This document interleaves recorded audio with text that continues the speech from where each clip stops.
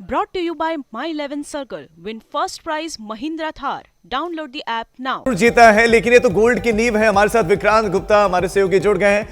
विक्रांत, खिलाड़ी हारते नहीं, वो सिर्फ सीखते हैं और नीरज चोपड़ा ने वो कर दिखाया। मुझे याद है कि जब उन्होंने गोल्ड मेडल जीता था तो तारीफ करने वालों की कमी नहीं थी, लेकिन आलोचना करने वाले भी थे कि अब उनको कमर्शियल मिल गए हैं, वो एडवर्टीजमेंट करने लगे हैं, वो अब स्टार बन गए तो खेल से उनका ध्यान हट जाएगा। लेकिन ये सिल्वर जताता है, दर्शाता है कि मेहनत में कमी नहीं छोड़ी है नीरज ने। सही बात है। और देखिए, ओलंपिक गोल्ड के बाद आप अगर वर्ल्ड एथलेटिक्स चैंपियनशिप में सिल्वर लेकर आ रहे हैं तो ये मामूली बात नहीं है, क्योंकि आप अगर पूरा इतिहास उठाकर देखें जैवलिन थ्रो में कभी ऐसा नहीं हुआ कि Olympic gold medallist world athletics championship में भी गोल्ड मेडलिस्ट रहा हो, तो उस लिहाज से बड़ी कामयाबी है। आई थिंक आज शायद दिन बहुत ज्यादा अच्छा नहीं था। अगर आप ध्यान से देखें, एक उनकी थ्रो, सिर्फ एक थ्रो इतनी उसमें काबिलियत थी कि वो उसको सिल्वर मेडल मिल गया।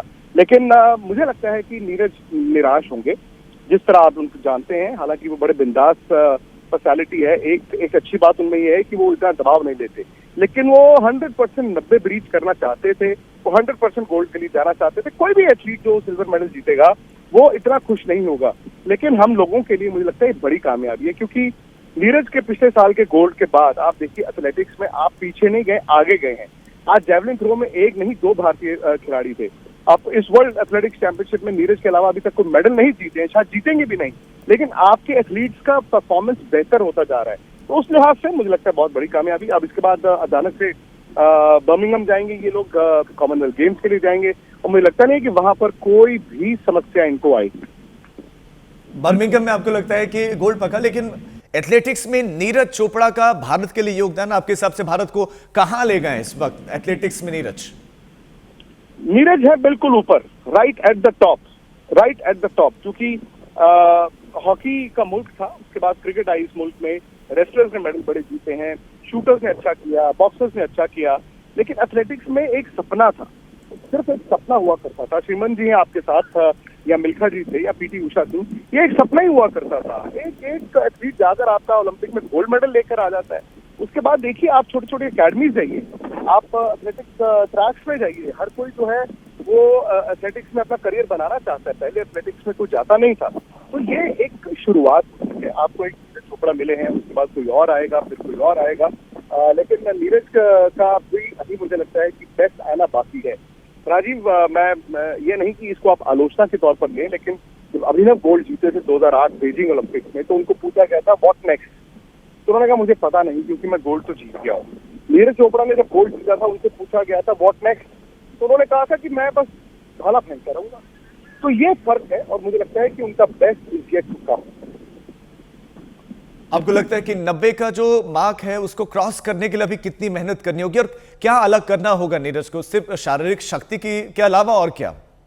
नहीं, आप 90 के तो बहुत पास ऑलरेडी आपने फेंका है, क्वालिफाइंग में भी आपने फेंका है, ऐसा नहीं है। वो ये एक साइकोलॉजिकल बैरियर है, और चूंकि देखिए वर्ल्ड एथलेटिक्स चैंपियनशिप में एक अलग तरह का दबाव लेकर आता है। आप कभी कभी ऐसा होता है कि इतनी बड़ी स्टेज पर अपना बेस्ट नहीं दे पाते, और मुझे भी लगता है कि हालांकि ये 90 के पास पहुंच गए हैं, आई वॉन्ट बी सरप्राइज कि 90 को कॉमनवेल्थ गेम्स जो अगले हफ्ते से स्टार्ट हो रही हैं वहां पर तोड़ दे। मुझे पूरी उम्मीद है कि 90 वहां पर वो ब्रीच करेंगे। लेकिन पीटर्स के साथ जब उनका मुकाबला हुआ है, कई मौकों पर तो उन्होंने मात दी है, लेकिन कई मौकों पर नीरज को उन्होंने पटकनी दी है। चाहे वो हमने स्टेक होम डायमंड लीग में हो, वहां पर भी इनकी भिड़ंत हुई थी, वहां पर भी सेकंड पर रहे थे तो पीटर्स के साथ जहां जहां मुकाबला हुआ है वहां पर नीरज थोड़ा सा पीछे रह जाते हैं। टॉप 2 एथलीट्स हैं, वेबर को भी आप इस पर जोड़ें, उन्होंने भी इससे पहले बड़ा अच्छा परफॉर्म किया, लेकिन ये राइवलरी चलती रहेगी। अब उन्होंने 93 फेंका हुआ है, तो उस लिहाज से मुझे लगता है कि आप देखेंगे नीरज भी बहुत जल्दी 90 के बाद होपफुली जो वर्ल्ड रिकॉर्ड्स होंगे उसकी तरफ जाएंगे। लेकिन राइवलरी तो अच्छी है ना, राइवलरी में कोई बुराई नहीं है। आप एक बार गोल्ड जीतते हो, एक बार आप सिल्वर, आप बुरे एथलीट नहीं है। आप अगर आज हारे हैं या आपका गोल्ड नहीं आ पाया, तो वो उस एथलीट के पास गया है जिसने डिजर्व किया है आपसे ज्यादा। बिल्कुल सही बात है, लेकिन कितना विक्रांत, कितना मुश्किल या कितना आसान होता है किसी के लिए भी नीरज चोपड़ा हो जाना? देखिए, पिछले साल तो लगता था कि आसान है, लेकिन दूसरा साल ही आपके लिए मुश्किलें लेकर आता है। मतलब एक ऐसी कंट्री से आना जिसका एथलेटिक्स का उतना बड़ा बैकग्राउंड नहीं है। हमारी इतना इतिहास एथलेटिक्स में या इतनी लेगेसी नहीं है, वहां पर जाकर आप ओलंपिक्स में न सिर्फ एक पदक जीतते हैं बल्कि गोल्ड मेडल ले आते हैं। और मुझे तो अभी भी वो तस्वीरें याद है जब इन्होंने पहली अपनी थ्रो फेंकी थी और उसके बाद वो पीछे मुड़कर देखा नहीं उन्होंने कहा हो गया मेरा गोल्ड। तो ये कॉन्फिडेंस अलग है और I think he can be the point Piper of Indian sports. अभी तक हम क्रिकेट की तरफ देखते थे या बैडमिंटन प्लेयर्स हैं या कुछ एक रेसलर्स हैं इंडिविजुअल। आई थिंक मैंने जैसे कहा एथलेटिक्स को पूरे एथलेटिक्स को एक नया आयाम देने वाले शख्स यही हैं। बिल्कुल विक्रांत, मैं लौट रहा हूं आपके पास। तो ये बड़ी खबर आपको देते हैं, सिल्वर मेडल अपने नाम कर लिया है नीरज चोपड़ा ने। ये बहुत बड़ा कारनामा है, बहुत बड़ा कारनामा है। इससे पहले सिर्फ अंजू बॉबी जॉर्ज वो भारत के लिए मेडल लाई थी वर्ल्ड एथलेटिक्स चैंपियनशिप में, लेकिन अब नीरज ने कारनामा कर दिखाया है। विक्रांत हमारे साथ लगातार है। विक्रांत, पहले ब्रॉन्ज आया था लेकिन अब सिल्वर तक पहुंच गया और नेक्स्ट संभवतः गोल्ड होगा। ये अच्छी उम्मीद है और नीरज से ही उम्मीद हम करेंगे क्योंकि इसके बाद अगली जो एथलेटिक्स चैंपियनशिप होंगी उसमें वो कितने फिट रहते हैं, कितने मोटिवेटेड रहते हैं, ये बहुत बड़ा सवाल हो जाता है। लेकिन मुझे लगता है कि नीरज ने एक नई पौध भी तैयार की है। हो सकता है हर कोई उनमें से नीरज चोपड़ा ना निकले, लेकिन आने वाला वक्त ऐसा होगा जहां पर आपके आज एक मेडल आया है, आपके और मेडल्स आएंगे। आप ज्यादा पीछे मत जाएं। राजीव, 1980 में भारत ने ओलंपिक्स में गोल्ड जीता हॉकी में, वो भी क्योंकि ज्यादा यूएस ब्लॉक की टीमें नहीं थी। उसके बाद 84 में भारत का एक भी मेडल नहीं था। 88 ओलंपिक्स में भारत का एक भी मेडल नहीं था। 92 ओलंपिक्स में भारत का एक भी मेडल नहीं था। अगला एक मेडल आया था 1996 में ओलंपिक्स का। 80 के बाद 96, 16 साल हमने जिस मुल्क ने एक ओलंपिक मेडल का इंतजार किया हो, उसके बाद अपने आप बढ़ता है ना। आपके जब बीजिंग में 3 आए और लंदन में 6 आए, आप समझ गए कि अब हम as a sporting country we have arrived. हम उस रास्ते पर चल पड़े हैं। आज आपको एक गोल्ड मेडल मिला, पिछले टोक्यो में आपके 7 मेडल आए, तो ये कुछ मामूली बात नहीं है। आने वाला वक्त, रातों रात देखिए ओलंपिक या फिर वर्ल्ड एथलेटिक्स चैंपियनशिप में मेडल नहीं जीते जाते। नीरज चोपड़ा भी एक फ्रीक नहीं है। इनके पीछे कहानी थी, इनके पीछे मेहनत थी। हाँ, वो लोगों को तब पता चली जब नीरज चोपड़ा गोल्ड जीत गए, लेकिन उससे पहले उनका जो स्ट्रगल चल रहा था शायद वो हम लोगों की गलती थी, मीडिया की गलती थी, वो आम लोगों तक नहीं पहुंच पाई। अब आज की तारीख में नीरज चोपड़ा जो करते हैं वो मीडिया के जरिए या आम लोगों के जरिए लोगों तक पहुंचता है। पर यही मैं कह रहा हूँ ना कि आप हरियाणा में जाएं, आप पंजाब में जाएं, आप दिल्ली में जाएं, छोटे छोटे सैटरडे संडे पार्क में जाएं, आप बच्चे भाग रहे होते हैं। आप यहीं से तो शुरुआत करते हैं। बिल्कुल, शुरुआत यहीं से होती है। विक्रांत, मेंटल प्रेशर की आप बात कर रहे थे कि इतने बड़े गेम में ऐसा होता है, लेकिन अगर मेंटल प्रेशर होता है तो वो ऐसा कमबैक नहीं करते। वो चौथे नंबर पर थे और वर्ल्ड रैंकिंग में भी वो चौथे नंबर पर हैं, लेकिन उन्होंने थर्ड और बीट किया, फिर उसके बाद वो सेकंड पर पहुंचे। अगर प्रेशर होता तो नहीं पहुंचते। क्या प्रेशर 90 क्रॉस करने का है? देखिए, प्रेशर 90 क्रॉस करने का भी था, प्रेशर आई थिंक मेडल का भी। और मुझे लगता है कि आज उन पे वो प्रेशर था, नहीं तो आपकी इतनी फाउल अटेम्प्ट्स होती नहीं है। आज मुझे लगता है थोड़ा सा प्रेशर था, लेकिन बड़ा चीज वही है ना जो उस दबाव को हटा दे, अपने आप को कंपार्टमेंटलाइज करा दे। आप मुझे बताइए, तेंदुलकर बैटिंग करने जाते थे या विराट कोहली बैटिंग करने जाते हैं, क्या उन पर प्रेशर नहीं होता है? वो तो कभी नहीं कहते कि हमारे पे प्रेशर नहीं है। आप बिना प्रेशर के परफॉर्म नहीं कर सकते, लेकिन उसको हैंडल कैसे करना है वो ही सेपरेट करता है। विक्रांत, माफी के साथ आपको रोक रहा हूं और मैं चाहता हूं आप बने रहिए। इस वक्त हमारे साथ अंजू बॉबी जॉर्ज जी जुड़ गए हैं, पूर्व एथलीट जिन्होंने इससे पहले भारत को गौरवान्वित किया और उनके बाद अब नीरज चोपड़ा। अंजू बॉबी जॉर्ज जी, पहला रिएक्शन आपका सिल्वर मेडल नीरज चोपड़ा की जीतने पर? I'm really happy, and I can say that I am the happiest person because after a long wait, after 2003, now we are on that podium from the World Championships. We got a medal, and that is a silver. And he already produced a world Olympic gold, and this is the second one.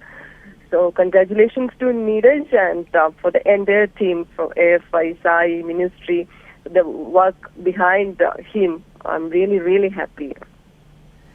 जिस तरह से javelin throw कर रहे थे आज नीरज चोपड़ा, क्या आपको लगा था कि एक बार भी आपको लगा कि गोल्ड आ सकता है भारत के पास, या आपको लगा कि थोड़ा सा मुश्किल हो जाएगा?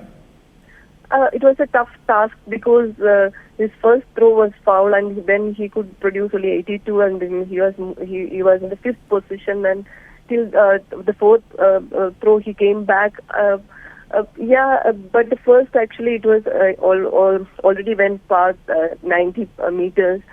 But it was within his range, yes. But that's the competition, that's the World Championships, and anything can happen. But see, a silver medal that values a lot. Anju ji, चूंकि आप इससे पहले एकमात्र भारतीय रहे जिन्होंने जो है मेडल जीता है, इतने वर्षों के बाद अब नीरज चोपड़ा ने मेडल जीता है आपके बाद, क्या वर्ल्ड एथलेटिक्स चैंपियनशिप का हिस्सा बनते हैं तो अलग तरह का प्रेशर होता है आपके ऊपर?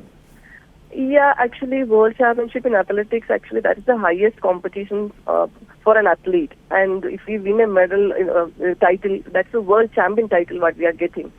So every athlete is looking for that, and it is something different actually. Olympics actually it's a game, and the name of that competition is something different and something great.